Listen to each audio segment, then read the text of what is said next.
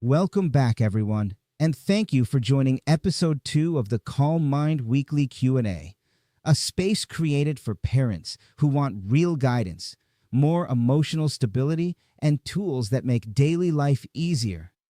Here, the focus is entirely on you as a parent, not on what you should be doing better, not on fixing anything, but on supporting the person behind all the responsibility. And if you're watching the replay later, you're exactly where you need to be. These conversations are meant to meet you wherever you are, whether you're coming from a calm moment or a chaotic one. Today, we're exploring another set of questions I hear every single week. Questions about emotional overload, internal pressure, irritability, exhaustion, overstimulation, and the fear of losing yourself in the middle of everything you carry. Let's begin with question 1. Why do I feel overstimulated so easily now? Your nervous system has been under continuous strain for so long that it no longer has the buffer it once had. When you live in a state of chronic alertness, planning ahead, anticipating reactions, managing unpredictability, even small sounds or minor disruptions feel amplified. This isn't weakness. It's evidence of how hard you've been working. A helpful way to understand it is this: you're not overly sensitive. You're running on a system that hasn't had the chance to recover. Let's continue, because this sensitivity often leads directly into the next experience. Question 2. Why do I constantly feel like I'm on guard? Your brain has learned that unpredictability often requires action, so it stays ready, prepared, braced. This hyper-awareness isn't a personality flaw, it's conditioning. It's what happens when your daily reality has included sudden shifts, meltdowns, misunderstandings, or reactions that required immediate response. Your brain is not trying to exhaust you, it's trying to protect you. A compassionate thought is, my vigilance makes sense in the context of the life I'm living. Let's keep going. Because when your system stays on for too long, something else begins to feel unsafe. Rest. Question 3. How do I let myself rest without feeling lazy? Rest feels uncomfortable when your identity has been built around carrying everything and everyone. For many of us, rest wasn't modeled, and rest certainly wasn't encouraged when our child needed us constantly. So the guilt you feel isn't moral, it's conditioned. Rest is not the opposite of responsibility. Rest is the foundation that allows responsibility to continue. Try holding this thought. Rest isn't taking away from my family. It's what allows me to keep showing up for them. Let's move to question 4. Because when rest becomes unfamiliar, our emotions often fade into the background. Question 4. Why do I feel disconnected from my own emotions? This happens when you spend more time tracking your child's emotions than your own. Your internal world slowly moves into the background because you're managing the emotional weather of the entire household. You didn't lose your emotions. You stepped aside from them to survive. The disconnect doesn't mean you're numb. It means you've been overloaded for too long. A validating thought is, my feelings didn't disappear. I've just had no room to feel them. Let's go to the next one. Because when your emotions go quiet, the mind takes on far too much. Question 5. How do I deal with feeling mentally overloaded?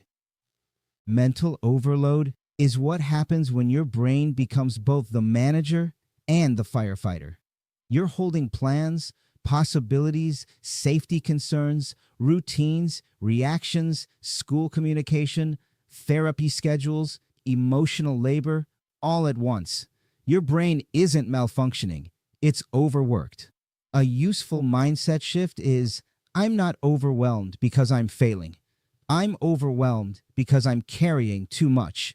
Let's continue. Because this kind of mental load often leads to a form of exhaustion sleep alone cannot repair. Question 6. Why do I feel drained even after sleeping? When emotional stress stays active, your body sleeps but does not restore. Your mind never fully powers down, so you wake up technically rested, but emotionally depleted. This is not laziness. This is emotional debt. Think of it this way. My body slept, but my stress stayed awake. It changes how you approach your day, with compassion instead of self-judgment. Let's keep going, because when exhaustion sits in your system for too long, it becomes pressure. Question 7. How do I deal with constant internal pressure? Internal pressure comes from the invisible rules we've learned. I must keep everything together. I can't mess up. I should have predicted that. I must stay calm. I have to do this alone. These rules feel like truth, but they're actually survival strategies. Instead of trying to push away the pressure, ask yourself, where did I learn this rule, and is it still serving me? Often, the pressure softens once the rule is questioned. Let's continue, because this pressure can quickly turn into guilt around needing something completely human: space. Question 8. Why do I feel guilty for needing space?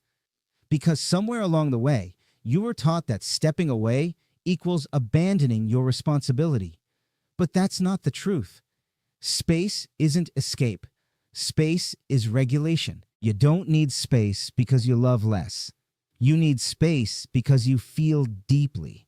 A grounding thought is, stepping away for a moment helps me stay present for longer.